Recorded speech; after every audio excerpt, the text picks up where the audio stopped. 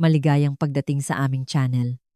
Bago tayo magsimula, mangyaring sabihin kung saan kayo nanonood. Gusto talaga naming malaman.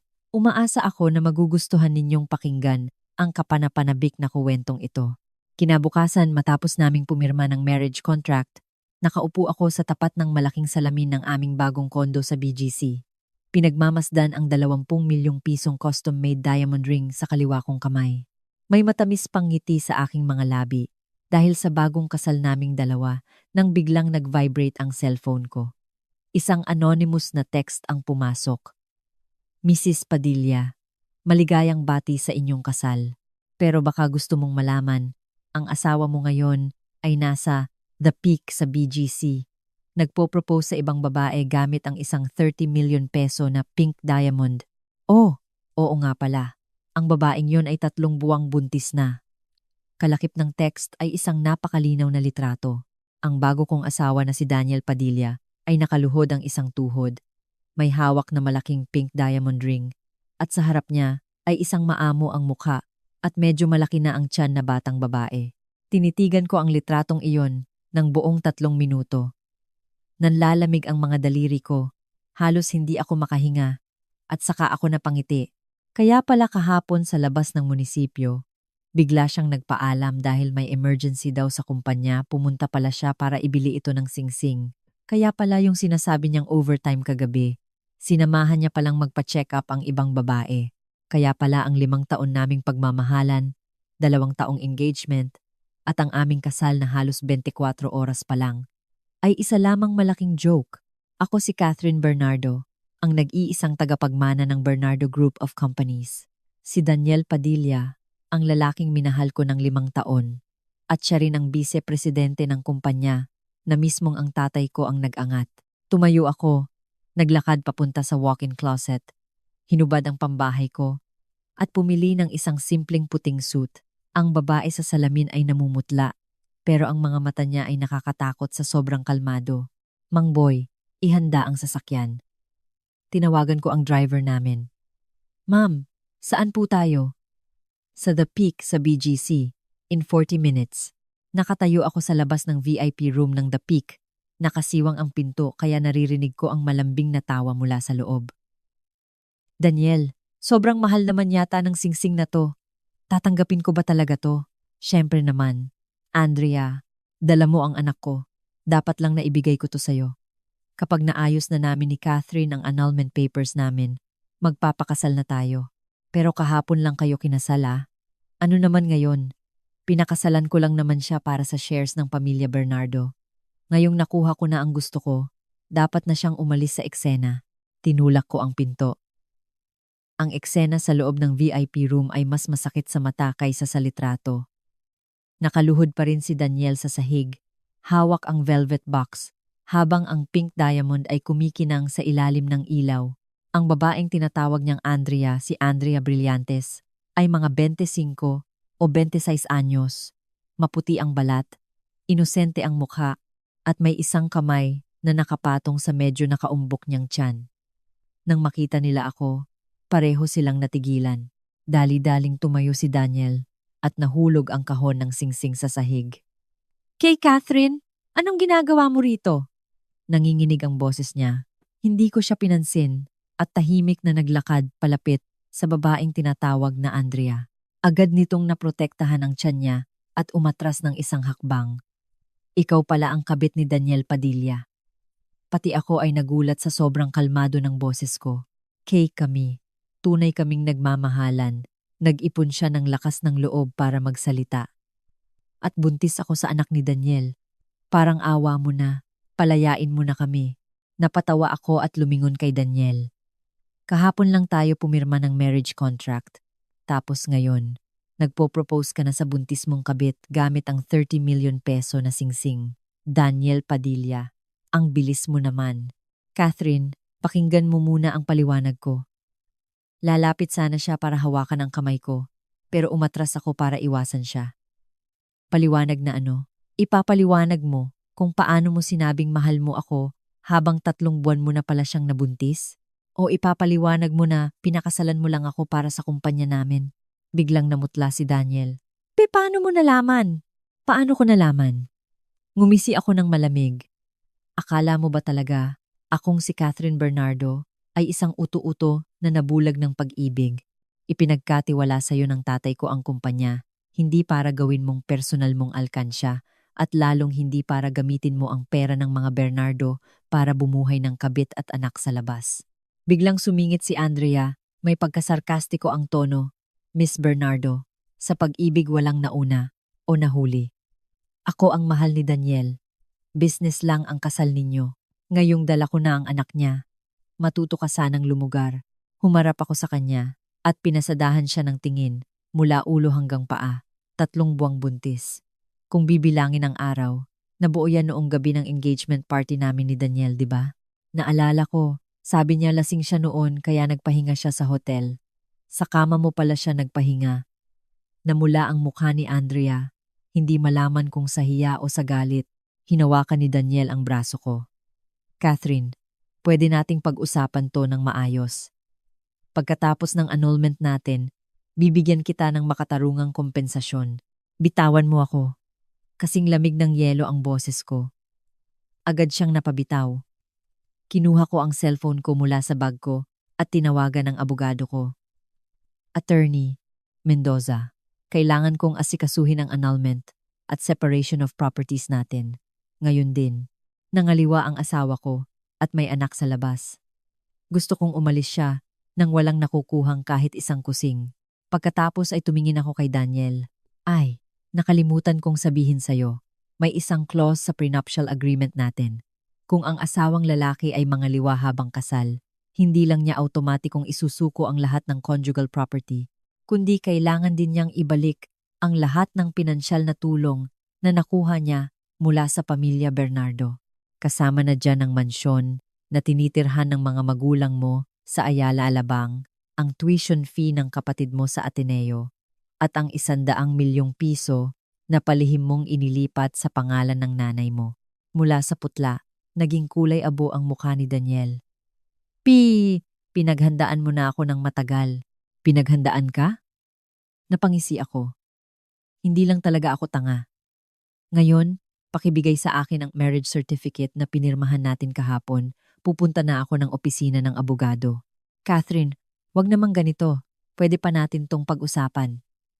Sinubukan pa niyang ayusin, pero hindi ko na siya binigyan ng pagkakataon. Tahimik akong naglakad papunta sa mesa. Pinulot ang pink diamond ring na nahulog sa sahig at itinapat ito sa ilaw. 30 million peso pink diamond. Maganda ang kalidad. Tumingin ako kay Andrea at nagtanong, alam mo ba kung saan galing ang perang pambili rito? Ninakaw yan mula sa budget ng kumpanya namin noong nakaraang buwan. Sa madaling salita, ang singsing na yan na ginamit para mag-propose sa'yo. Pera ng pamilya ko ang ipinambili. Biglang nag-iba ang mukha ni Andrea. Ibinato ko pabalik sa kanya ang singsing. Tago mo nang mabuti yan. Baka yan na lang ang kaisa-isang bagay na may halaga na meron kayo sa mga susunod na taon. Pagkasabi ko nun, tumalikod na ako at umalis ng VIP room. Hinabol ako ni Daniel sa labas. Catherine! Catherine Bernardo! Hindi mo pwedeng gawin sa akin to. Ang dami kong sakripisyo para sa kumpanya. Huminto ako sa paglalakad sa hallway at nilingon siya. Daniel Padilla, mula sa pagiging simpleng empleyado hanggang sa maging vice-presidente ka, sino ang inasahan mo? Ang mga magulang mo na nakatira sa mansyon? Ang kapatid mo na nag-aaral sa exclusive school? Sino ang gumastos? Ang sports car na minamaneho mo? Ang mamahaling relo mo? At paglabas-pasok mo sa mga high-end clubs? Sino ang nagbayad? Natahimik siya. Bibigyan kita ng 2 pagpipilian. Kalmado kong sabi. Una, pumirma ka ng maayos sa annulment papers natin at umalis ng walang bitbit ni isang kusing ayon sa prenuptial natin. Pangalawa, kakasuhan kita ng estafa, corporate fraud at concubinage. Hulaan mo kung ilang taon kang mabubulok sa kulungan? Nanginginig ang mga labi niya. Narealize na niya sa wakas na hindi na ako ang Catherine Bernardo na sunod-sunuran sa kanya. Nagpatuloy ako sa paglalakad papuntang elevator. Sumisigaw pa siya mula sa likod pero hindi ko na naiintindihan. Sumara ang pinto ng elevator. Nakita ko ang mukha ko sa salamin namumutla pero may matapang na mga mata. Tumunog ulit ang cellphone ko. Si Assistant Chloe. Ma'am Catherine. Inapprove po ni VP Daniel sa pangalan ninyo ang 3 malalaking fund transfers. Kailangan ko po ng confirmation ninyo. Napangiti ako. Mula ngayon, tanggalin mo na ang lahat ng access ni Daniel Padilla sa kumpanya. At saka, sabihan mo ang lahat ng department heads. May emergency meeting tayo in 1 hour. Masusunod po, Ma'am Catherine. Binaba ko ang tawag at huminga ng malalim. Pag-ibig, kasal. 5 taon ng kabataan ko, lahat ng iyon ay isa lamang planadong panloloko. Pero Daniel Padilla, minaliit mo ako. Nakalimutan mong anak ako ng pamilya Bernardo. Ang Catherine Bernardo na lumaking nanonood sa tatay ko kung paano makipagbakbakan sa mundo ng negosyo. Akala mo ba bulaklak lang ako sa loob ng greenhouse? Ang totoo, isa akong rosas na may tinik. At kani-kanina lang, sarili mong mga kamay ang bumunot sa lahat ng tinik ko. Pagdating ng elevator sa basement parking, naglakad ako papunta sa naghihintay na sasakyan. Bago ako pumasok, tinawagan ko ang isa pang numero. VP Mon, simula bukas, kanselahin ang lahat ng kontrata at orders ng kumpanya na konektado sa pamilya Padilla. Ang penalty para sa breach of contract, babayaran natin base sa napag-usapan. Tahimik sa kabilang linya ng ilang sandali. Ma'am Catherine, aabot ng 300 bilyong piso ang penalty niyan. Alam ko. Tiningnan ko ang refleksyon ko sa bintana ng sasakyan. 300 bilyon lang yan. Kaya kong bayaran. Pero gusto kong malaman ng lahat kung ano ang kabayaran ng pagtatraidor kay Catherine Bernardo. Binaba ko ang tawag. Tiningnan ko sa huling pagkakataon ang litrato sa cellphone ko. Ang litrato namin ni Daniel kahapon sa munisipyo kung saan hinahalikan niya ako sa noo. Dahan-dahan kong pinindot. Delete. Mang Boy, sa opisina ng abogado. Ma'am, sigurado na po ba kayo? Umalis na tayo. Lumabas ang sasakyan mula sa parking. Nasilaw ako sa sikat ng araw. Nakatayo ako sa ilalim ng puno. Pinapanood siyang nagmamadaling bumaba mula sa Porsche na iniregalo ko sa kanya. Magulo ang buhok, tabingi ang necktie, wala na ang kanyang porma bilang isang elite executive. Catherine, pwede ba tayong mag-usap? Lumapit siya. Nagmamakaawa ang tono na matagal ko ng pamilyar. 5 taon na ang nakararaan, ganito ang tono niya noong nagmamakaawa siyang huwag kaming maghiwalay. 2 taon na ang nakararaan, ganito rin ang tono niya nang mag-propose siya sa akin. At kahapon, ganito ang tono niya nang sabihin niyang mamahalin niya ako habang buhay. Ngayon, nakakatawa na lang pakinggan. Dala mo ba ang mga papeles? Diretsahan kong tanong. Kumuha siya ng 2 kopya ng marriage contract mula sa loob ng suit niya. Kahapon lang nakuha, ngayon ipapawalang bisa na. Pumasok na tayo. Tumalikod ako papunta sa pinto. Teka, hinawakan niya ang pulso ko. Catherine Bernardo, kailangan ba talagang humantong sa ganito? 5 taon tayo. Wala na bang naiwang pinagsamahan para sa'yo? Inalis ko ang kamay niya at hinarap siya. Pinagsamahan? Daniel Padilla. Noong nag-propose ka sa buntis mong kabit sa The Peak, inisip mo ba ang pinagsamahan natin? Noong nilulustay mo ang pera ng kumpanya para ibili siya ng 30 million peso na singsing, inisip mo ba ang pinagsamahan natin? Nabulag lang ako. Depensa niya. Humihina ang boses. Buntis siya. Masyadong emosyonal. Kailangan ko siyang pakalmahin. Kaya ginamit mo ang pera ng pamilya ko para pakalmahin siya? Itinaas ko ang kilay ko. At isinabay mo na rin ang pag-propose? Natahimik siya. Huwag na tayong mag-aksaya ng laway. Marami pa akong aayusin ngayon. Tiningnan ko ang relo ko. Kasama na dyan ang pagpapalinis ng opisina mo sa kumpanya. Namutla ang mukha ni Daniel. Tatanggalin mo ako? Malamang? Hahayaan pa ba kitang gamitin ang posisyon mo para magnakaw? Ngumisi ako. Nga pala. Chine-check na ng auditing department ang lahat ng project accounts mo sa nakalipas na 3 taon. Hulaan mo kung anong nadiskubre nila. Namuo ang butil-butil na pawis sa noo niya. Pumasok kami sa loob. Dahil weekday, walang masyadong tao sa opisina ng abogado. Tiningnan ng abogado ang papel namin. Tapos tiningnan kaming 2. Kahapon lang kinasal. Ngayon, ipapaanul na. Nangaliwa siya at 3 buwan ng buntis ang kabit niya. Kalmado kong sabi. Agad na nag-iba ang tingin ng abogado kay Daniel. at mabilis na inasikaso ang mga papeles. Sinubukan pa ni Daniel na lumaban ng huling beses. Catherine, hindi sigurado kung akin ang bata ni Andrea. Baka pwede pa nating bigyan ng isa pang pagkakataon ng isa't isa. Gusto ko na yatang tumawa ng malakas. Nakita ko ang ultrasound report. Ang estimated date ng pagbubuntis niya ay sakto noong gabi ng engagement party natin. Gusto mo bang ipakuha ko ang CCTV ng hotel?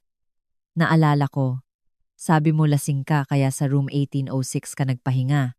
Namula ng husto ang mukha niya. Tsaka, dagdag ko, pinatingnan ko na sa assistant ko kaninang umaga. Sa loob ng 1 taon, ang hotel expenses na nai-reimburse mo sa kumpanya ay umaabot ng 3 milyong piso. Gusto mo bang isa-isahin ko sa'yo? Tuluyan nang nanahimik si Daniel. Mabilis na natapos ang pagpirma. Pagkaraan ng kalahating oras, hawak ko na ang mga dokumentong naghihiwalay sa aming mga ari-arian at nag-uumpisa sa legal na proseso ng annulment namin. Catherine, nakasunod pa rin si Daniel sa akin. Nagmamakaawa ang tono. Yung prenuptial agreement, pwede bang mabago ng konti? Matanda na ang mga magulang ko.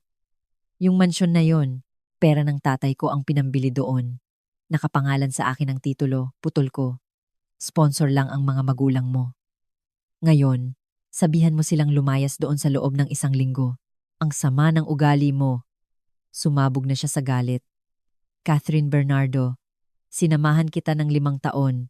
Ang pinakamagandang 5 taon ng kabataan ko, tapos ganito lang ang gagawin mo sa akin?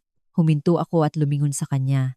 Daniel Padilla, akala mo ba, ikaw lang ang may isinakripisyo sa loob ng 5 taon? Ilang blind dates na ka-level natin ang tinanggihan ko? Ilang beses kaming nag-away ng tatay ko bago niya matanggap na ikaw ang gusto ko? Tinuruan kita ng mano-mano kung paano makipag-deal sa negosyo. Ipinasok kita sa sirkulo ko. Mula sa pagiging maliit na empleyado, ginawa kitang vice-presidente. Humakbang ako palapit. Kusa naman siyang umatras. Sabi mo inalay mo ang kabataan mo sa akin. Paano naman ako? Pinanday ko ang isang lalaking walang-wala para maging elite businessman. At sa huli, ninakaw niya ang pera ng pamilya ko para buhayin ang kabit niya. Tapos sasabihin mo ngayon na masama ang ugali ko? Nanginig ang labi niya at hindi makapagsalita. Tumunog ang cellphone ko. Si Assistant Chloe. Ma'am Catherine, may problema po sa opisina. Pinapangunahan ng mga bata ni VP Daniel ang mga empleyado na mag-aklas. Sabi nila, tinanggal niyo raw sila ng walang dahilan. Magma-mass resignation daw po sila. Tiningnan ko si Daniel. Nakita ko ang bakas ng pagiging kampante sa mga mata niya.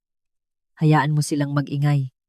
Sabi ko sa telepono, sabihin mo sa HR, lahat ng magre-resign ngayon, bayaran ng separation pay base sa kontrata. Pero ilista ninyo ang pangalan ng bawat isa at ilagay sa industry blacklist. Ma'am, baka makaapekto to sa operasyon ng kumpanya. Gawin mo ang sinabi ko. Binaba ko ang telepono. Naglaho ang ngiti sa mukha ni Daniel. Iiba-blacklist mo silang lahat? Catherine, pinapatay mo sila sa hanapbuhay. Ang mga traidor ay hindi dapat binibigyan ng pangalawang pagkakataon. Malamig kong sagot. Kasama ka na roon. Mula ngayon, walang kumpanya sa buong industriya ang tatanggap pa sa isang Daniel Padilla.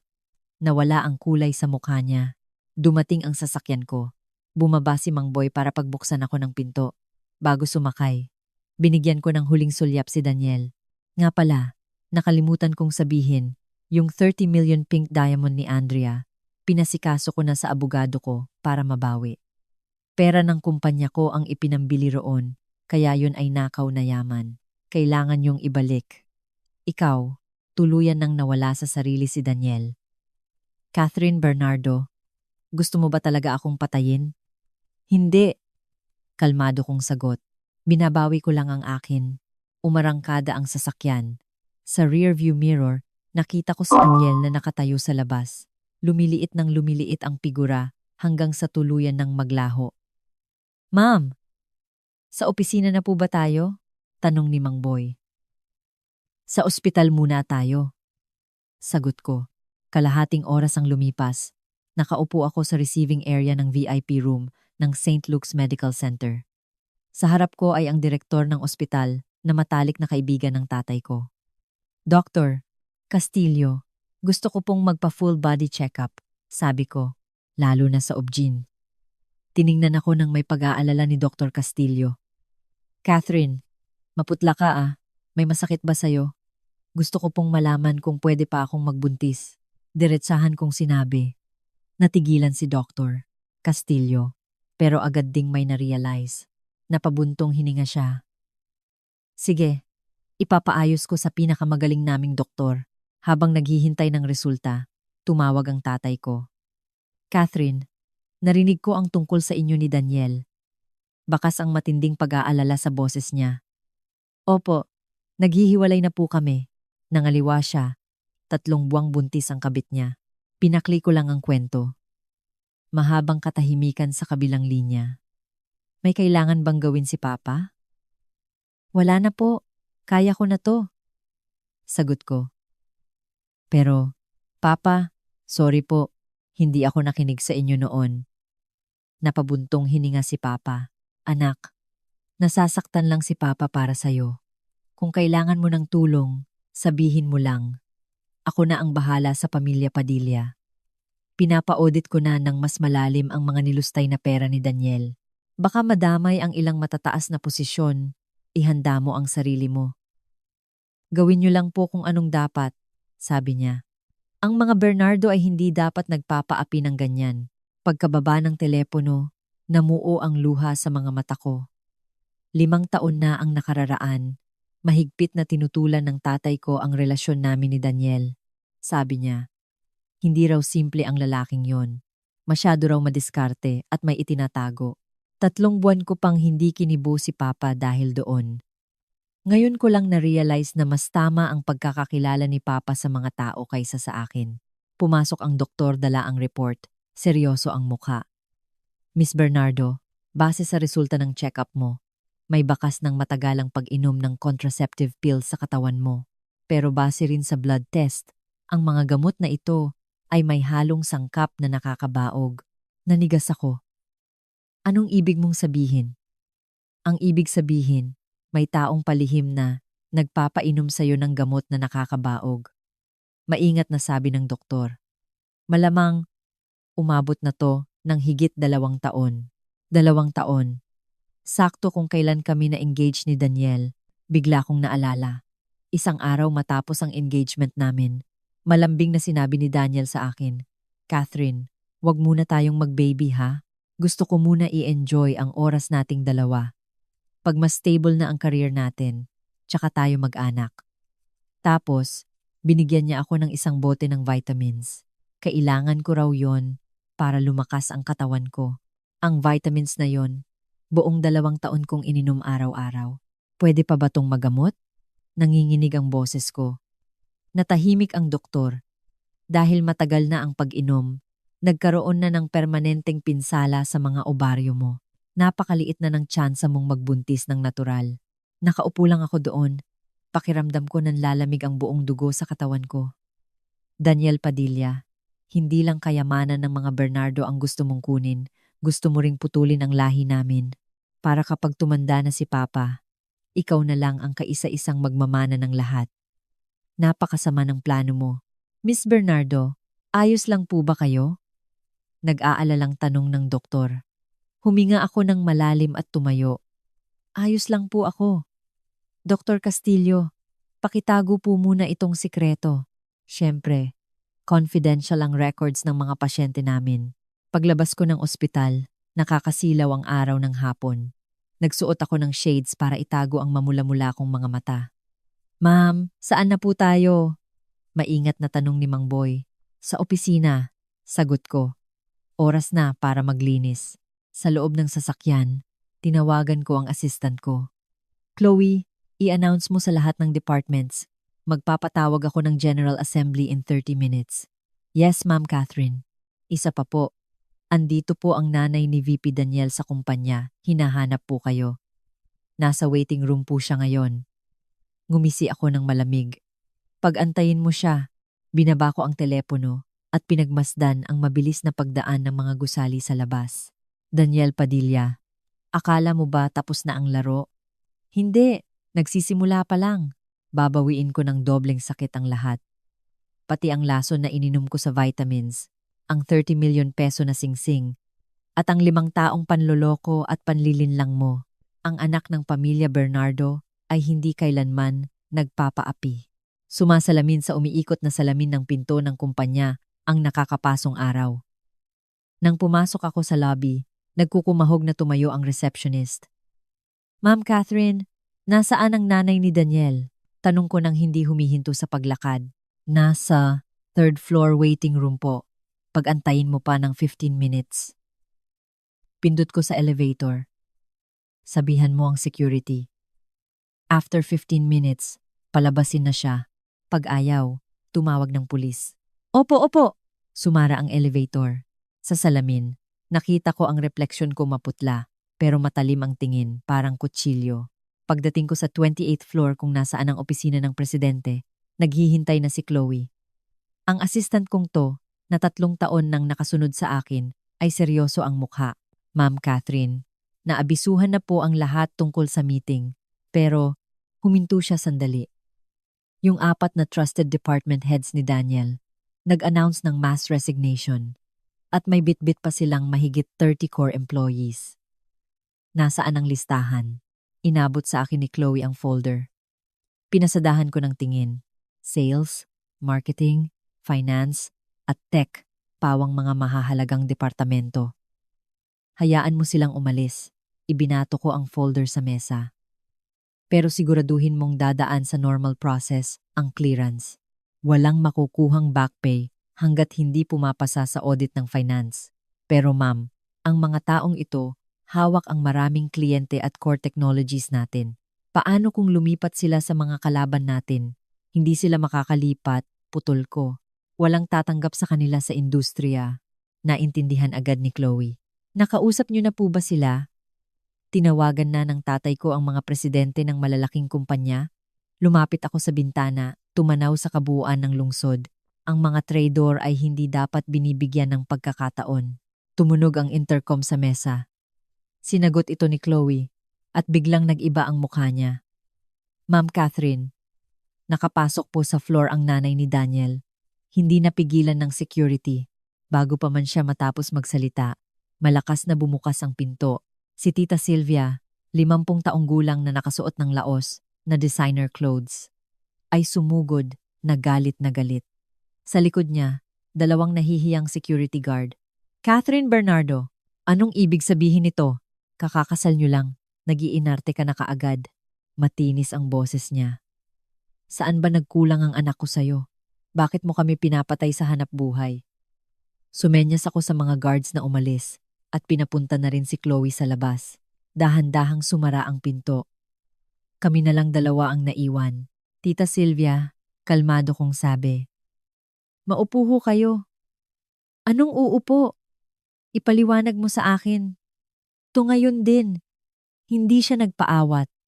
Bakit mo kami pinapalayas sa mansyon? Bakit mo pinutol ang credit cards ni Daniel? Alam mo bang nag-iintay ng pang-tuition ang kapatid niya sa London? Napatawa ako. Ang kapatid ko? Tita, kung hindi ako nagkakamali, nag-iisang anak na babae lang ako ng mga magulang ko. Namula siya, yung kapatid ni Daniel ay parang kapatid mo na rin. Isang pamilya na tayo. Bakit ka nagkakaganyan? Pamilya? Kumuha ako ng folder mula sa drawer at ibinato sa mesa. Tingnan mo yan, tapos sabihin mo sa akin kung pamilya ang turing nyo sa akin. Nagtatakang kinuha ni Tita Sylvia ang folder. Habang inililipat niya ang mga pahina, paunti-unting nagbago ang mukha niya. Ito ang bank records ni Daniel. Mula sa nakalipas na 3 taon, pera pambili ng bahay, renovation, tuition ng kapatid, allowance ninyong mag-asawa, pati mga pautang sa mga kamag-anak, umaabot lahat ng 50 milyong piso. Iito. Pera to ng anak ko. Pinaghirapan niya to. Pagtatanggol niya. Pinaghirapan? Ibinato ko ang isa pang dokumento. Ito ang audit report ng kumpanya. Sa loob ng 3 taon, sa 12 projects na hinawakan ni Daniel, 9 doon ay may overpricing at pagnanakaw ng pondo. Umaabot sa 800 at 70 milyong piso. Yung sinasabi mong pinaghirapan niya, ninakaw niya yan sa kumpanya namin. Nagsimulang manginig ang mga kamay ni Tita Sylvia. Tita, nirerespeto ko ho kayo dahil matanda kayo. Binibigyan ko kayo ng 1 linggo para umalis sa mansyon. Lumamig ang boses ko. Kung andoon pa rin kayo next week, ipapatawag ko na ang sheriff para pala sheriff kayo. Baka ayaw ninyong may eskandalo pa. H, hindi mo pwedeng gawin yan!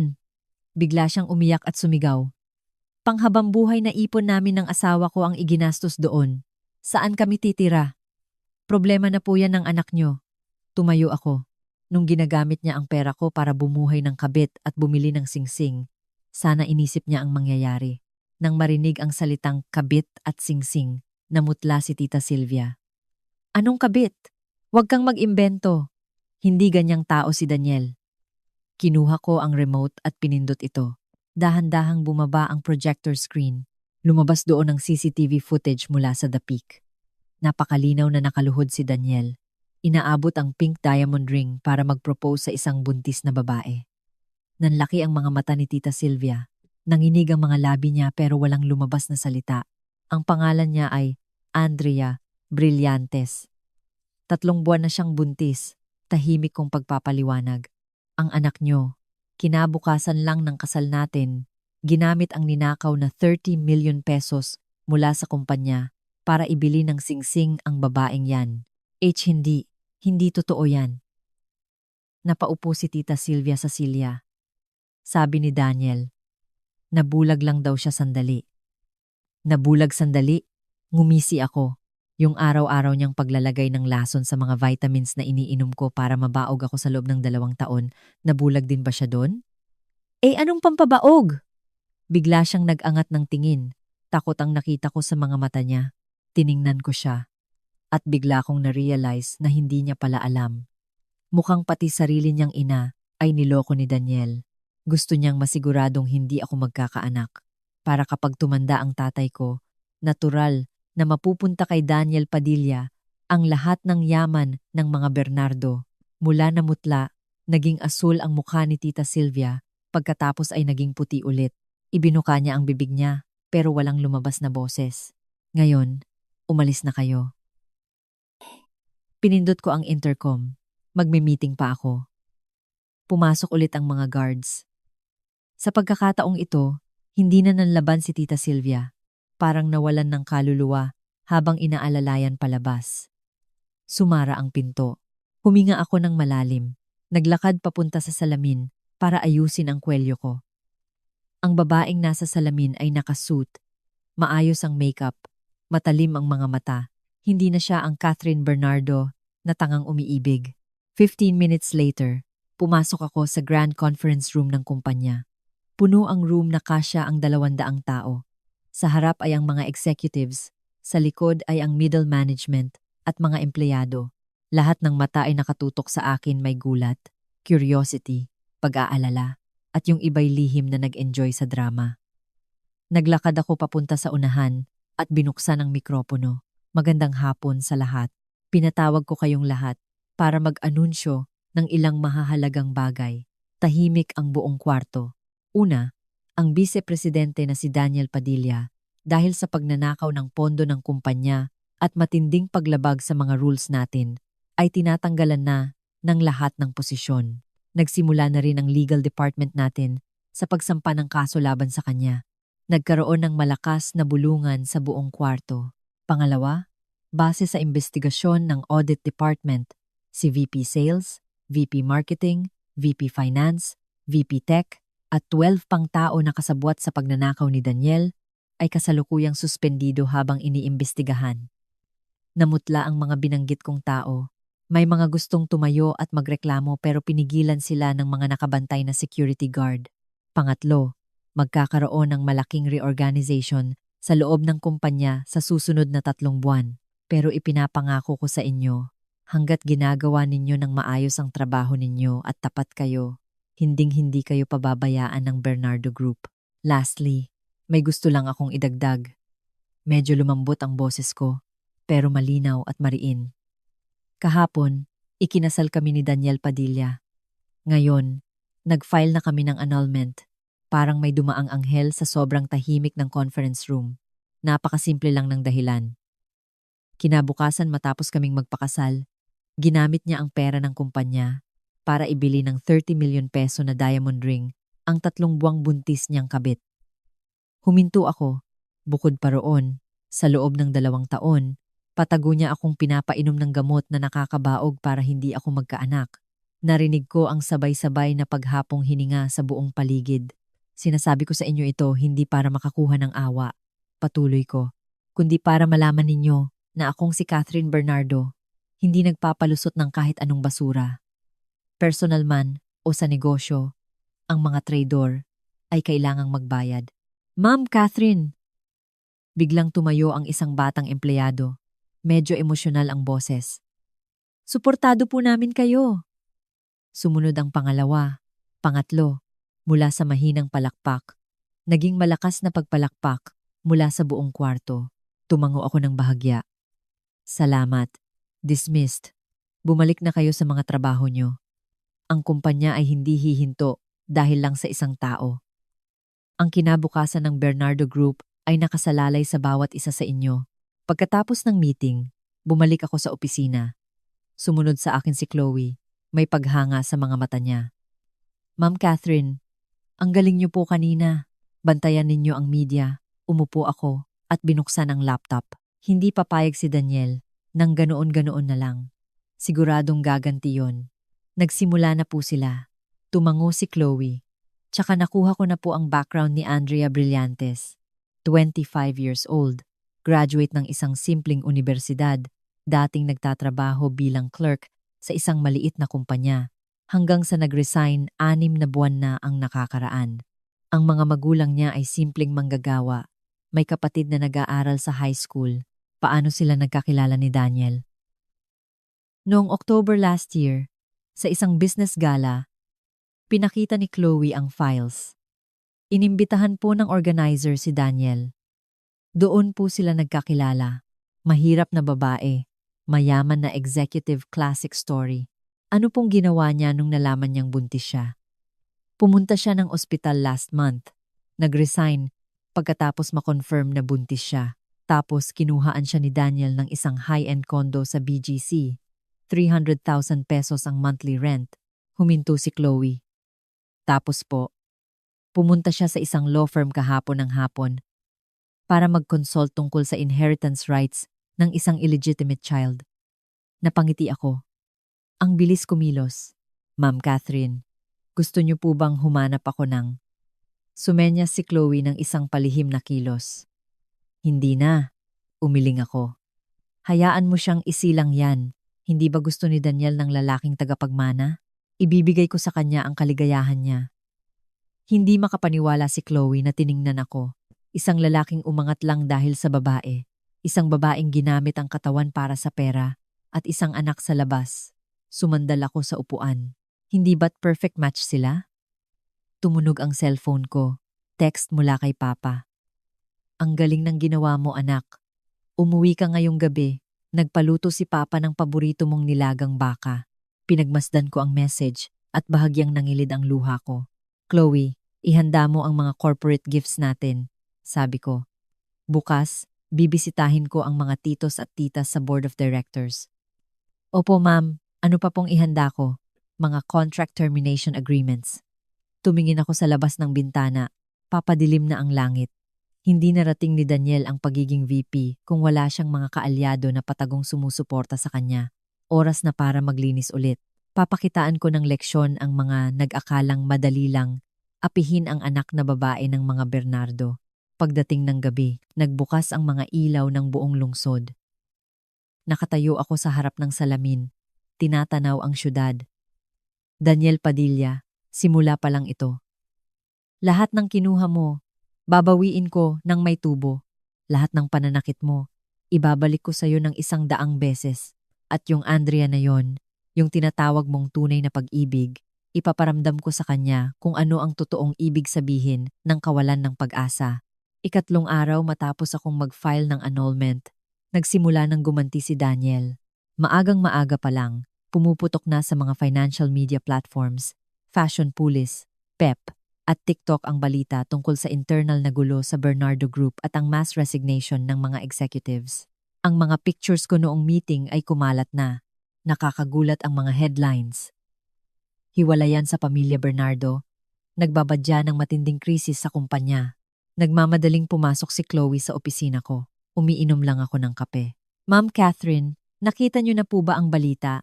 Nagpa-interview po si Daniel sa isang sikat na vlogger at sinabing, nag-aalangan siyang ituloy. Sinabing ano? Ibinaba ko ang kape ko. Sinabi niya po na bago pa man kayo ikasal, marami na kayong naging lalaki at kabit, at kaya lang daw po siya humanap ng iba, ay dahil hindi na niya matiis ang panloloko niyo. Humina ng husto ang boses ni Chloe. Sinabi niya rin po na baog kayo, at itinago niyo raw po yung sakit na yon bago kayo ikasal. Napatawa ako. As expected, kapag ang aso na corner, mangangagat na lang kahit saan. Tawagan mo si Attorney Mendoza, mag-file ng kasong cyber libel. Kalmado kong sabi. Sige po, tsaka ipapacheck ko rin kung magkano binayad ni Daniel sa vlogger na yon. Napacheck ko na po. Inabot ni Chloe ang isang file. Yung vlogger na yon, tsaka yung mga troll farms niya, nakatanggap po ng 20 milyong piso galing sa isang dummy corporation na konektado sa malayong pinsan ni Daniel. Tumango ako. Pumasok ang tawag galing sa board secretary. Ma'am Catherine, humihingi po ng emergency board meeting ang mga directors para pag-usapan ang mga isyong lumalabas ngayon. Sabihin mo sa kanila, 2 p.m. mamaya, sa boardroom. Ma'am, yung board. Nag-aalalang sabi ni Chloe. Karamihan doon, gusto lang manood kung paano ko lulutasin to. Tumayo ako. Chloe, ihanda mo ang mga dokumento. At saka, sabihan mo ang PR department, 10 a.m. Magpapa-press conference ako. Press conference? Sasagutin niyo po ng personal? Kung gusto ni Daniel na gawing pampubliko ang issue ng pamilya namin. Pagbibigyan ko siya. Pumasok ako sa closet ko, kumuha ng dark blue na suit at pearl necklace. Ang babae sa salamin ay kalmado at matapang. Eksaktong 10 a.m., puno ng mga reporter ang grand press room ng Bernardo Group. Sunod-sunod ang flash ng kamera. Umakyat ako sa stage ng mag-isa, walang kasamang assistant o abogado. Salamat po sa mga kaibigan natin sa media na nandito ngayon, diretsahan kong simula. Alam kong marami kayong naririnig na chismis tungkol sa akin at sa kumpanya. Ngayon, gusto kong ibigay ang aking opisyal na pahayag. Natahimik ang buong hall, tanging shutter ng mga kamera ang naririnig. Una, tungkol sa sinasabi ni Mr. Daniel Padilla, na ako ay may ibang mga lalaki bago kami ikasal, ito ay purong paninirang puri. Nag-file na ako ng kaso laban sa kanya. Pangalawa, tungkol sa sinabi niyang ako ay baog. Huminto ako. Pigil hininga ang lahat. Ito ay totoo. Nagkagulo ang mga tao. Tinaas ko ang kamay ko para patahimikin sila. Pero ang hindi sinabi ni Mr. Padilla sa inyo, ang dahilan kung bakit hindi na ako magkakaanak ay dahil sa nakalipas na 2 taon, palihim niya akong pinapainom ng gamot na nakakabaog sa pamamagitan ng vitamins ko. Ito ang official medical report mula sa St. Luke's at naibigay na rin namin ang ebidensya sa mga pulis para imbestigahan siya ng attempted murder at physical injuries. Ipinalabas ko ang kopya ng report sa projector. Sumabog ang press room. Nagtaasan ng kamay ang mga reporters para magtanong. Pangatlo, tungkol sa paglustay ni Mr. Padilla ng mahigit 600 milyong piso, 600 million PHP mula sa kumpanya. Kasama na rito ang 30 million peso na pink diamond ring na ibinigay niya sa kanyang buntis na kabit, ang mansyon na binili niya para sa mga magulang niya, at iba't ibang gastusin ng mga kamag-anak niya. Nilipat ko ang slide ng PowerPoint para ipakita ang bank transfers, deed of sale at resibo ng alahas. Solidong ebidensya. Pang-apat, tungkol sa sinasabing mass resignation ng aming core team. Mayroon tayong 3,000 empleyado. Ngayon, 2,987, 2,987 ang pumasok. Ang 13 umalis ay puro mga kasabwat ni Mr. Padilla sa korupsyon. Iniimbestigahan na sila. Lastly, mayroon akong iaanunsyo. Huminga ako ng malalim. Mula ngayon, magtatayo ang Bernardo Group ng isang pondo para sa mga kababaihan na may inisyal na pondo na 500 milyong piso, 500 million. Tutulungan nito ang mga kababaihang inaapi at nakakaranas ng diskriminasyon sa trabaho. Ito ang sagot ko kay Mr. Padilla. At sa lahat ng mga taong nananakit sa mga babae, tahimik muna ang paligid bago nag-umpisa ang masigabong palakpakan. Tumungo ako ng bahagya at bumaba sa stage. Sumalubong si Chloe, may luha sa mga mata. Ma'am Catherine, napakagaling niyo po. Huwag ka munang umiyak. Bulong ko. Nagsisimula pa lang ang palabas. 2 p.m. Mabigat ang atmosphere sa boardroom. 7 directors lima rito ay mga kasamahan ng tatay ko noong nagsisimula pa lang siya. 2 ang major investors. Catherine, maganda ang ginawa mo sa press conference. Panimula ni Tito Mon, isa sa mga pinakamatandang kasamahan ni Papa. Pero bumabagsak pa rin ang presyo ng stocks natin. Nag-aalala ang mga investors. Tito Mon, normal lang ang short-term drop sa stocks. Umupo ako sa gitna. Pero ang pundasyon ng Bernardo Group ay matatag. Sa pagtanggal natin ng mga bulok na kamatis tulad ni Daniel, mas magiging healthy ang kumpanya. Sabihin na natin na tama ka. Pero marami ring hawak na kliyente si Daniel. Sabi ng isa pang investor. Sa pag-alis niya, baka madala niya ang mga big clients natin. Yan ang susunod na sasabihin ko. Nag-distribute ng folder si Chloe. Kahapon, nakausap ko na ang top 10 clients natin at nakapirma na kami ng long-term contract extensions. Ayan ang kopya. Medyo nakahinga nang maluwag ang mga directors nang makita ang mga papeles. Tsaka kakauwi lang din ng tatay ko mula Switzerland kaninang umaga, dagdag ko. Magpapahinga lang siya, pero handa siyang bumalik anumang oras para patatagin ang kumpanya.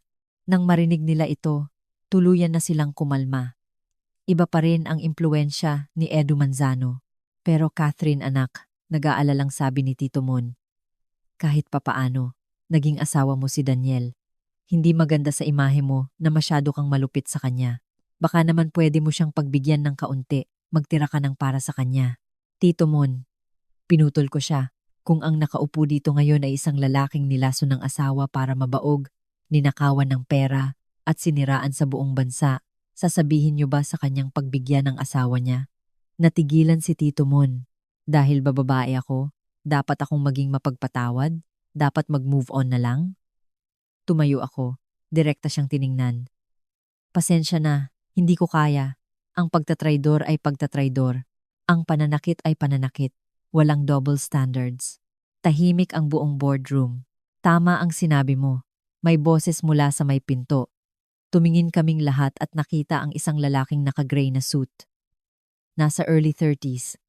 Makisig at matalim ang mga mata. Paulo? Sir Paulo? Tumayo sa gulat ang investor. Anong ginagawa niyo rito?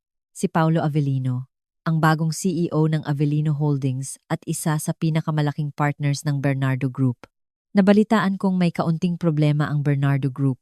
Kaya dumaan ako, naglakad si Paulo, at umupo sa bakanting silya sa tabi ko.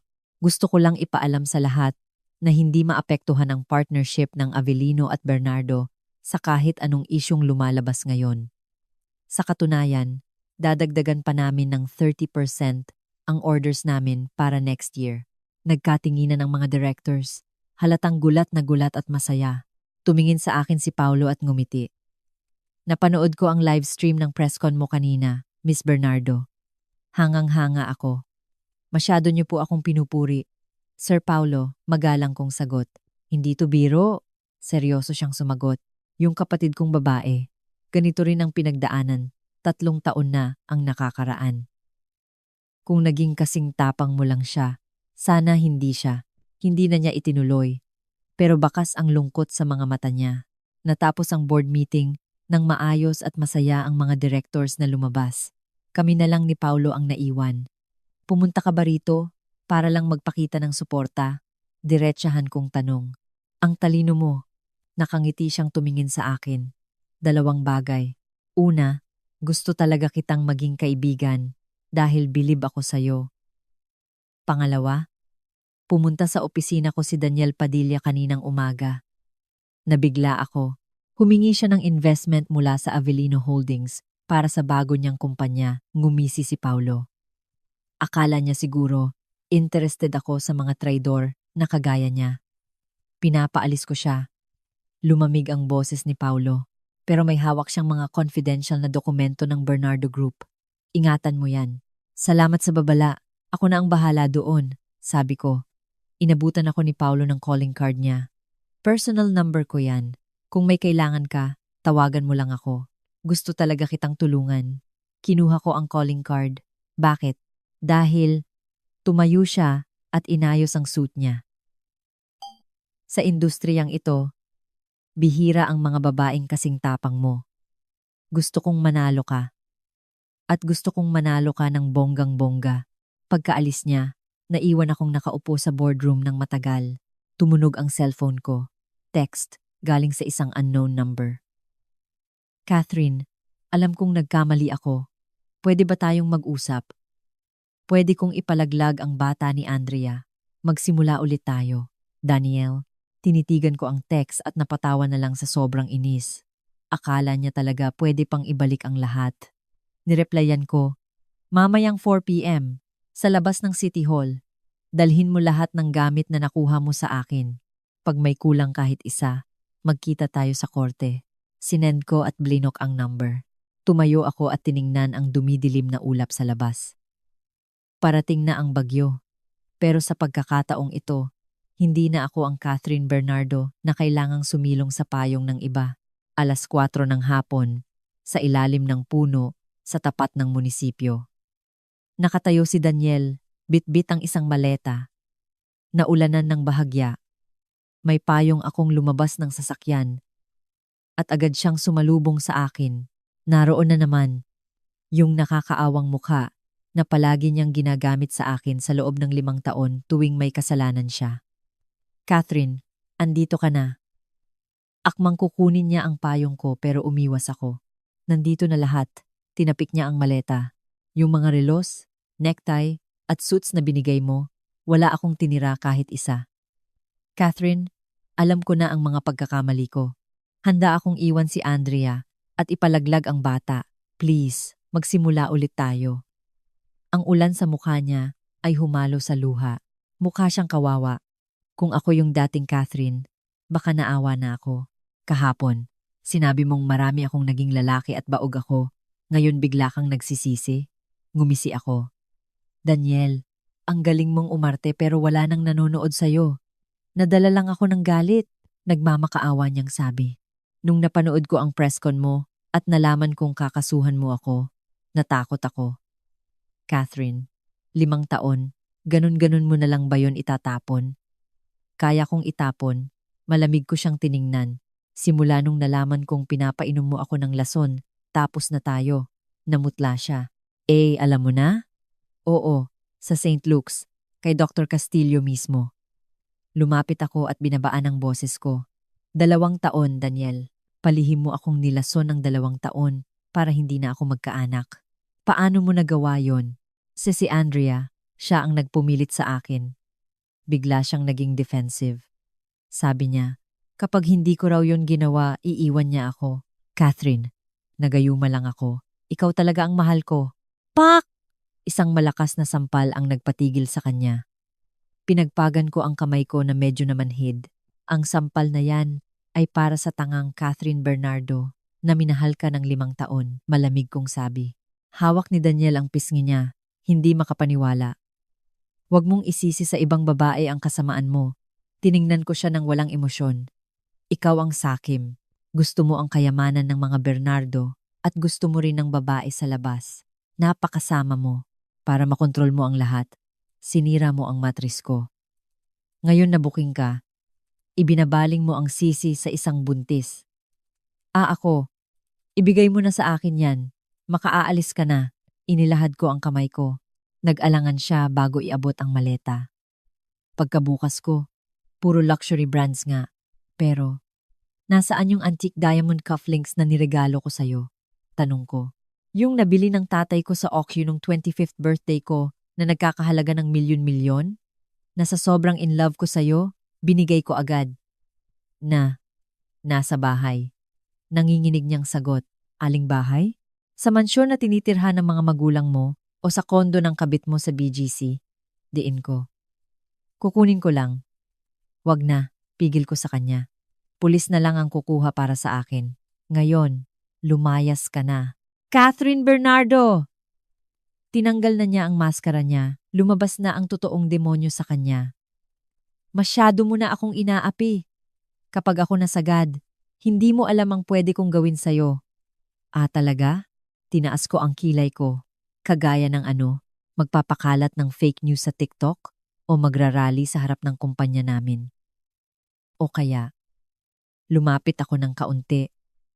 Pupunta ka sa buntis mong kabit para magdrama? Parang pusa siyang natapakan ng buntot. Napaurong siya. Paano mo nalaman? Paano ko nalaman na pumunta siya sa mga magulang mo kahapon para manghingi ng 500,000 pesos na sustento? Natawa ako. Daniel Padilla. Hindi mo ba alam na ang tinitirhan ng magulang mo ngayon, ang sweldo ng mga guard at maid doon, ako ang nagbabayad? Namutla siya na parang papel. Gusto mo pa ba ng detalye? Kalmado kong patuloy. Pumunta kahapon sa ospital si Andrea para alamin ang gender ng baby. Lalaki. Nakapagpa-reserve na rin siya ng 5 million pesos na hospital package gamit ang credit card na naka-extension sa account ko. Tapos, tama na! Sigaw niya. Napatingin na ang mga dumadaan. Tama na yan. Nawala ang ngiti ko. Daniel, simula pa lang yan. Babawiin ko ang lahat ng ninakaw mo sa akin. Ang sakit na ginawa mo sa akin, unti-unti kong ibabalik sa'yo. Anong gusto mong mangyari? Nanggigil niyang sabi. Una, ibalik mo ang lahat ng gamit na binili mo mula sa pondo ng kumpanya. Kasama na ang 30 million peso na pink diamond. Pangalawa, magbayad ka ng moral damages. Sa akin, hindi malaki, 500 million pesos lang. Pangatlo, humingi ka ng public apology. Nananaginip ka, sigaw niya. E di magkita tayo sa korte. Tumalikod ako. Bago ko makalimutan, ang estafa na higit sa 50 million pesos ay pwedeng humantong sa reclusion perpetua. Ikaw, nagnakaw ka ng 600 million pesos. Hulaan mo kung kailan ka pa makakalabas. Sumakay ako sa sasakyan at tiningnan siya sa huling pagkakataon. Nakatayo siya sa ulan, magulo ang buhok, lukot ang suit at puno ng takot ang mga mata. Nakakaawang tingnan. Daniel Padilla, mahina kong sabi sa sarili. I-enjoy mo na ang mga huling araw ng kalayaan mo. Ma'am, saan po tayo? Tanong ni Mang Boy. Sa BGC tayo.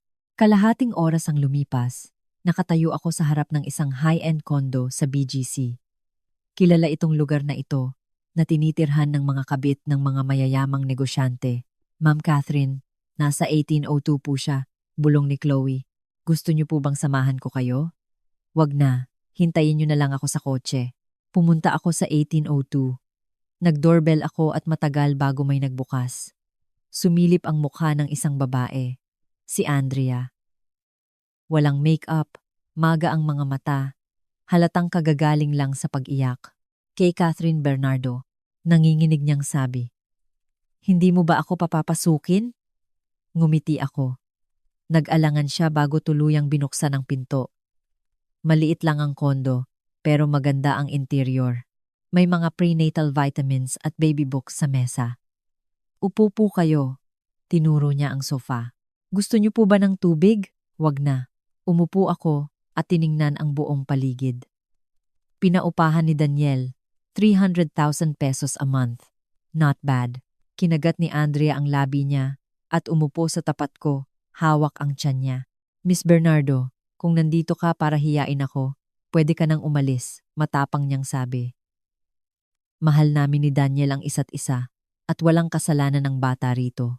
Tunay na pagmamahalan? Natawa ako. Sing-sing na binili ng pera ko. Kondo na inuupahan gamit ang pera ko. Batang bubuhayin ng pera ko. Ang mahal naman ng pag-ibig ninyo. Namula ang mukha niya, sabi ni Daniel. Sarili niyang pera yon.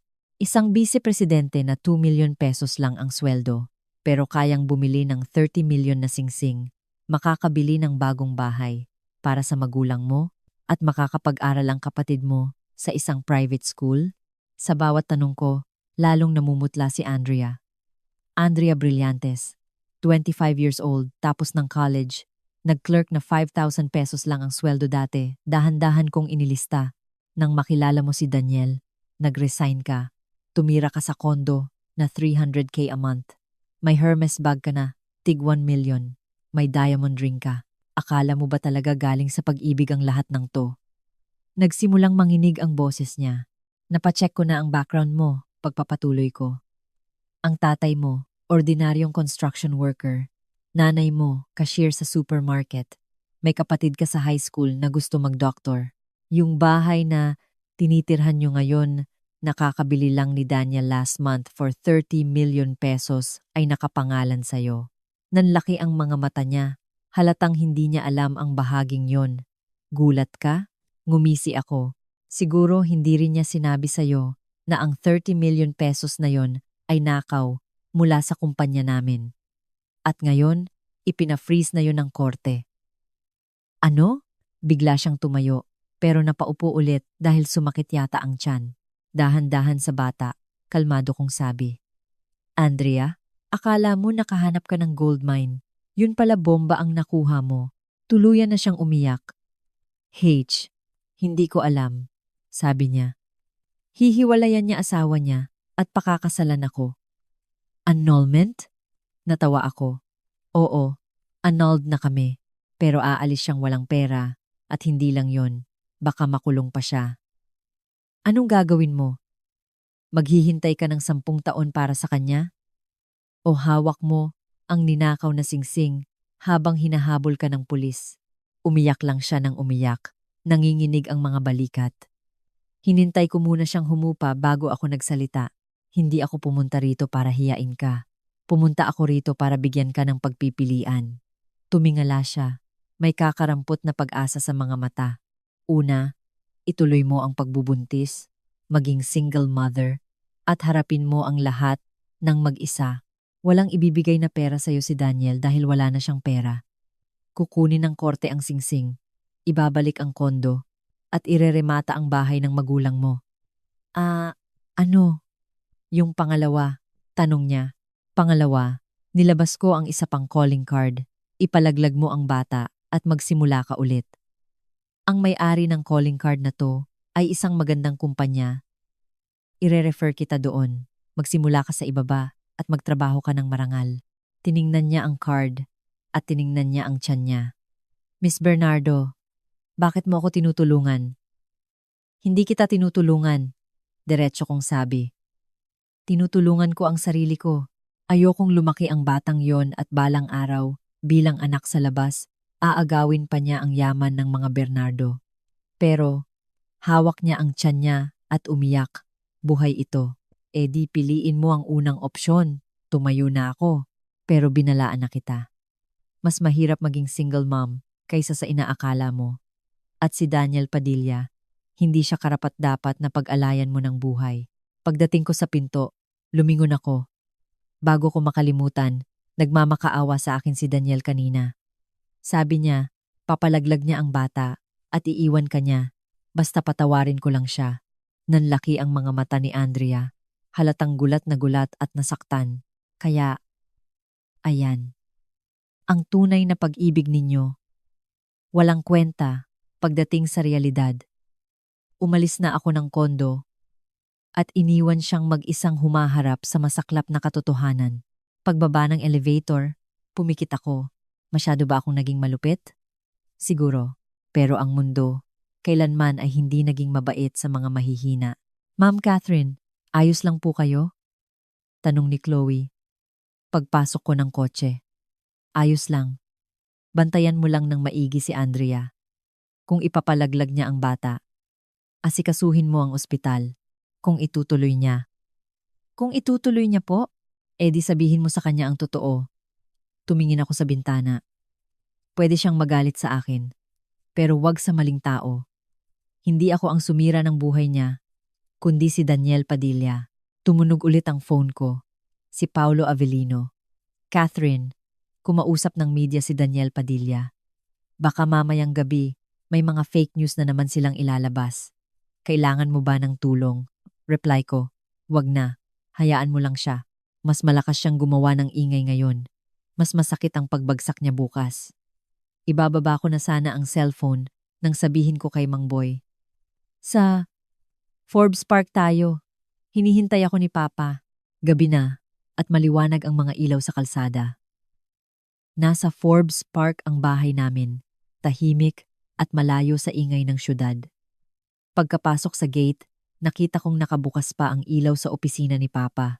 Ma'am Catherine, hinihintay na po kayo ni Sir sa lubong ng mayordoma. Nay, gabi na hindi pa kayo natutulog. Kinuha ko ang payong. Kamusta po si Papa? Kanina pa po dumaan ang doktor. Ayos naman daw po siya pero kailangan pa rin ng pahinga.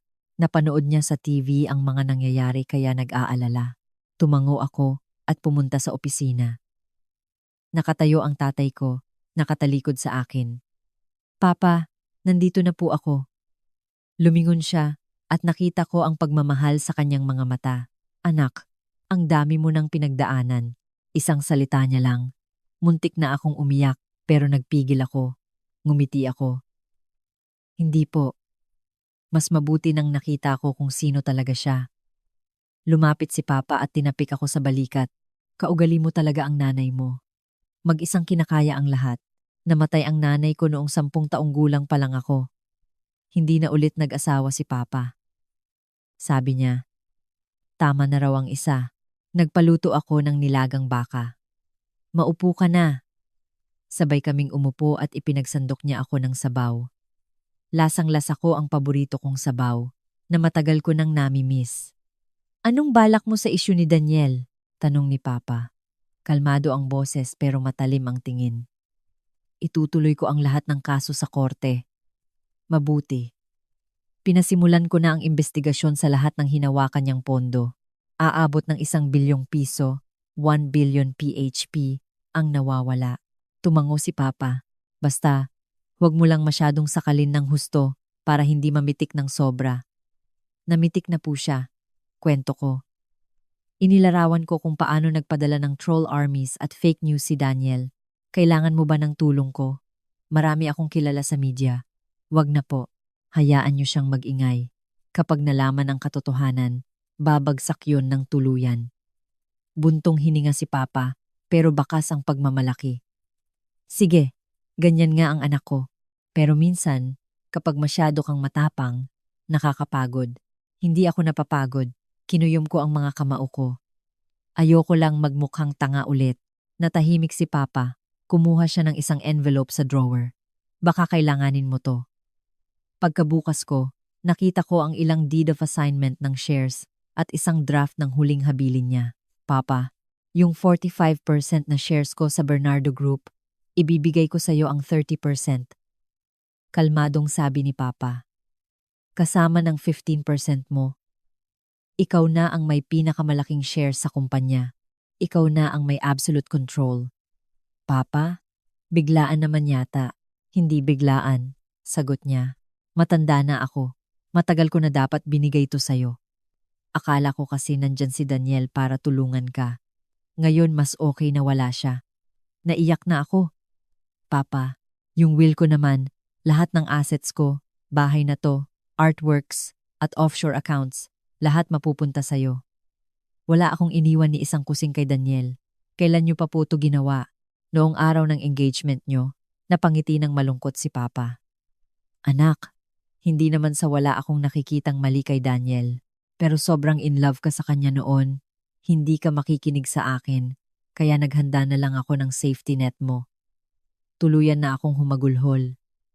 5 taon, palihim pala akong pinoprotektahan ng tatay ko. Huwag ka nang umiyak. Inabutan niya ako ng tissue. Mabuti nang nakita mo ang totoong kulay niya. Tandaan mo to. Sa susunod na tumingin ka ng tao, tingnan mo ang puso niya, hindi ang mukha. Opo, tatandaan ko. Salamat, Papa. Anak kita, bakit ka nagpapasalamat? Kinuha niya ang litrato ng mama ko. Yung nanay mo, ganyan din ang pinagdaanan. Niloko ng best friend at boyfriend niya. Pero nakabangon siya at nakilala niya ako. Anak, mahaba pa ang buhay. Huwag mong hayaang sirain ng isang basurang tao ang kinabukasan mo. Pinagmasdan namin ang litrato ni Mama. Hindi po. Doon ako natulog sa Forbes Park noong gabing iyon. Sa wakas, naramdaman ko ang kapayapaan. Nag-text si Paulo Avellino. Kailangan mo ba ng escort para sa charity gala bukas? Pwede akong mag-volunteer. Naisip ko, dahil gusto ni Daniel ng gulo, sasabayan ko siya. Magandang pagkakataon ng gala para ipaalam sa lahat ang annulment namin. Nag-reply ako, sige, salamat. Papasok na sana ako sa tulog nang may tumawag na unknown number. Hello, Miss Catherine. Ako po to, si Andrea. Umiiyak siya sa kabilang linya. Nakapagdesisyon na po ako. Ipapalaglag ko na ang bata. Napabangon ako. Sigurado ka na? Opo, humikbi siya. Pumunta po ako kanina kina Daniel. Hindi niya sinasagot ang tawag ko. Pumunta ako sa bahay ng nanay niya. Pinagtabuyan ako. Sinabing mang-aagaw ako at sinira ko raw ang buhay nila. Expected na yan. Ayos na ang ospital na pupuntahan mo bukas. Meron ng doktor at nurse na aalalay sa'yo sa VIP room ng St. Luke's. Babayaran ko ang pagpapagaling mo sa probinsya. Bakit po? Umiiyak niyang tanong. Bakit po ang bait ninyo sa akin? Hindi ako mabait sa'yo. Sinasabi ko sa'yo, ayoko lang ng gulo sa future. Tsaka, naging babae rin ako. Alam ko kung gaano kahirap ang sitwasyon mo. Natahimik sa kabilang linya, puro hikbi na lang. Magpahinga ka na, may susundo sa'yo bukas. Kinaumagahan, dumaan muna ako sa opisina. Nag-announce ako ng mga bagong promotions at changes sa kumpanya para pakalmahin ng mga tao. Masaya ang lahat. Lumapit si Chloe. Ma'am Catherine, may bago pong kumpanya si Daniel Padilla Capital. 500 million pesos, 500 million PHP ang kapital at nakipag-usap po siya kay VP Mon ng kalaban nating kumpanya. Hayaan mo siya. Kalmado kong sabi. Pero ma'am, paano kung makuha niya ang investors at clients natin? Chloe, 3 taon ka na sa akin. Akala mo ba nakuha niya ang mga clients na yon dahil magaling siya? Nakuha niya yon dahil dala niya ang pangalan ng mga Bernardo. Natauhan si Chloe. Kaya pala. Tama, negosyante ang mga yon. Kung sino ang magdadala ng pera, doon sila. Biglang pumasok si Chloe. Ma'am, andito na naman po ang nanay ni Daniel. Gusto raw kayong kausapin. Tiningnan ko ang oras. Paakyatin mo. Wala pang 5 minuto, pumasok na si Tita Sylvia. Mas dugyot siya ngayon. Umiiyak. Catherine, napakasama mo. Gusto mo ba talaga kaming patayin? Pinaalis ko si Chloe. Tita, maupo kayo. Hindi ako uupo. Bakit mo pina-freeze ang bank accounts namin? Yung asawa ko inatake sa puso. Nasa ospital na siya ngayon. Masaya ka na? Na-surprise ako. Anong ospital? Papapadalhan ko si Mang Boy ng prutas. Huwag kang magkunwari. Ako na ang nagsasabi. Nabubulag ka lang. Wala namang lalaking hindi nangangaliwa. Bakit hindi ka nalang nagbulag-bulagan? Napatawa ako ng malakas. Tita Sylvia, huling beses ko na itong sasabihin. Una, ang anak nyo ang gumawa ng krimen, hindi ako. Pangalawa, siya ang nangaliwa. Pangatlo, hindi ako pumapayag na mag-share ng asawa. At lalong hindi ako magpapalampas ng ganitong pananakit. Nanginginig siya sa galit. Nasaan ang anak nyo ngayon? Tanong ko. H, hindi ko alam. Ilang araw na siyang hindi umuuwi. Humagulgol siya. Catherine, parang awa mo na. Bigyan mo kami ng awa. Wala akong maramdamang awa. Hanggang katapusan na lang kayo sa mansyon. Yan ang pinakamalaking maitutulong ko sa inyo. Pagkatapos noon, asikasuhin nyo na sarili nyo. Kinakaladkad siya palabas. Habang umiiyak, sa ospital, binisita ko si Andrea. Maputla at tahimik pagkatapos ng operasyon. Saan mo gustong pumunta? Tanong ko. Kahit saan na po na walang nakakakilala sa akin, umiiyak niyang sagot. Inabot ko ang isang ATM card. May 2 million pesos yan. Hindi yan limos. Investment yan. Investment para maging isang babaeng hindi nakadepende sa lalaki. Kinuha niya at umiyak ng sobra. Gabi na, nasa salon na ako para sa charity gala. Nilagyan ako ng magandang makeup para maitago ang pagod at sinuotan ako ng isang maroon gown. 7 p.m. nang dumating si Paulo Avellino. Naka-gray suit siya, sobrang gwapo at formal. Isang karangalan na maging partner ko, si Miss Bernardo, ngayong gabi. Ako dapat ang nagsasabi niyan. Sumakay ako sa kotse niya. Pagdating namin sa hotel, nagkagulo ang media. Sunod-sunod ang mga tanong. Miss Bernardo, totoo bang third party ang dahilan ng hiwalayan ninyo ni Daniel Padilla? Sir Paulo, ano pong relasyon niyo ni Miss Catherine? Humarap ako sa kamera. Lahat po ng issue namin ay nasa korte na. At kami ni Paulo, kami po ay partners at magkaibigan. Pumasok na kami sa loob. Mula ngayon, hindi na ako ang ex-wife ni Daniel. Ako si Catherine Bernardo, ang nagpapatakbo ng Bernardo Group. Sa loob ng Grand Ballroom, naging center of attraction kami ni Paulo. Lumapit ang mga kaibigan ng tatay ko para kamustahin ako. Mamaya-maya, may lumapit si Tito, Mon, isang corrupt na VP, at kasama niya si Daniel Padilla. Maayos na uli ang porma ni Daniel, pero kitang-kita sa mga mata niya ang pagod. Catherine, ang ganda natin ngayon ha? Bati ni Tito Mon. Kagabi lang kinukwento ka ni Daniel. Friends pa rin daw kayo. Tiningnan ko lang sila ng malamig.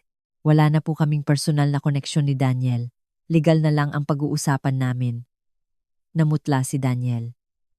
Catherine, hindi mo kailangang maging ganyan kasama. Oo, nagkamali ako. Pero wag mo naman akong sirain sa public.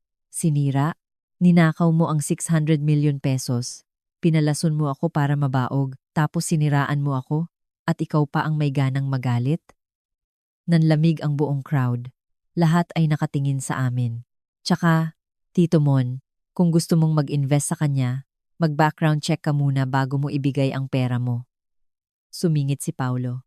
Tito Mon, nakalimutan kong sabihin, ang Avellino Holdings ay mag-invest ng malaki sa Bernardo Group. Napahiya si Tito Mon at hinatak paalis si Daniel. Sa auction ng gala, may isang painting na nagkakahalaga ng 10 million pesos. Tumaas ng tumaas ang bid hanggang 30 million pesos. Nabid ni Daniel para lang magpasikat. Nagtaas ng kamay si Paulo. 50 million pesos. Sumabog ang hiyawan sa ballroom. Napahiya at namutla si Daniel at hindi na nakasagot. Nanalo si Paulo. At noong ibinigay na sa kanya ang painting, iniabot niya sa akin ang mikropono at sinabi sa harap ng lahat, "Para sa'yo, Catherine, congratulations sa bagong buhay." Nagpalakpakan ng lahat. Naluha ako sa saya. Nang mag-restroom ako, narinig ko ang mga chismis tungkol kay Daniel. Paglabas ko, nakita ko si Andrea Brillantes, naka-uniforme ng waitress. Nagtatrabaho siya rito. Miss Bernardo, salamat po ulit, sabi niya. Babayaran ko rin po kayo. Wag na. Ipagpatuloy mo na lang ang buhay mo. Bago matapos ang gala, biglang sumugod ang nanay ni Daniel. Umiiyak at lumuhod sa harap ko sa gitna ng ballroom. Catherine, parang awa mo na. Patawarin mo na si Daniel. Mamamatay na kami sa gutom. Maraming nag-video. Tiningnan ko siya ng malamig. Tita, ang paglustay ba ng anak niyo ng 600 million pesos ay maliit na kasalanan? Ang paglason niya sa akin para mabaog ako, maliit na kasalanan ba yun? Ginastusan ko ang bahay niyo, ang mga sasakyan niyo, at ang allowance niyo, tapos ako pa ang masama ngayon. Napahiya si Tita Sylvia at hindi makasagot. Kinaladkad siya ng mga guards palabas. Pauwi na kami ni Paulo at bigla siyang huminto sa paglalakad. Catherine, alam kong mabilis pa, pero gusto ko sanang manligaw. Nagulat ako. Hindi ito awa o ano, gusto talaga kita. Gusto ko ang tapang mo. Tiningnan ko siya ng seryoso. Paulo, kakatapos ko lang sa isang magulong kasal. Kaya kong maghintay. Ngumiti siya. Okay. Ngumiti rin ako. Ilang araw ang lumipas, tuluyan nang nabaliw si Daniel. Nagrally siya sa labas ng kumpanya namin. Sumisigaw na nilason ko raw siya para siya ang mabaog. Agad na dumating ang mga pulis. Pumunta rin ako at pinakita ko ang ebidensya sa mga pulis, ang text messages at ang bank transactions niya kung paano niya ako palihim na pinapainom ng lason. Ang resibo na nagpapatunay na siya ang bumili ng lason para sa matris ko. Inaresto si Daniel. Habang nagkakagulo, biglang dumaan sa ospital ang nanay niya at binalita kay Andrea ang nangyari. Muntik magpakamatay si Andrea pero naisugod din agad sa St. Luke's. Binigyan ko siya ng posisyon bilang clerk sa kumpanya namin para makapag-umpisa. Pero ang pinakamatindi, bumalik ang nanay ni Daniel sa akin. Catherine, may ibubunyag ako tungkol sa nanay mo, umiiyak niyang sabi. Yung car accident ng nanay mo 20 years ago, hindi yon aksidente. Si Tirso Cruz III, ang tatay ni Daniel, ang nagputol ng preno ng sasakyan niya. Ibinigay niya sa akin ang voice recorder na magpapatunay na planado nila ang lahat para mapagtakpan ang pagnanakaw sa kumpanya. Nanginginig ang buong katawan ko sa galit. Tinawagan ko agad ang tatay ko. Kinabukasan, pumasok ang tatay ko Edu Manzano sa Bernardo Group. Pinatawag niya ang lahat ng board members, kasama na si Tirso Cruz III. Ipinakinig ni Papa ang voice recording at inilabas ang mga maintenance log ng kotse na pinirmahan ni Tirso bago mangyari ang aksidente. Namutla si Tirso at nagmamakaawa, isinisisi ang lahat kay Tita Sylvia. Pero dumating ang mga pulis at inaresto si Tirso Cruz III para sa murder. Si Daniel at ang tatay niya ay nakakulong na ngayon, araw ng husgado. Hinatulan si Daniel Padilla ng 12 taong pagkakakulong para sa estafa, attempted murder dahil sa lason, at libel.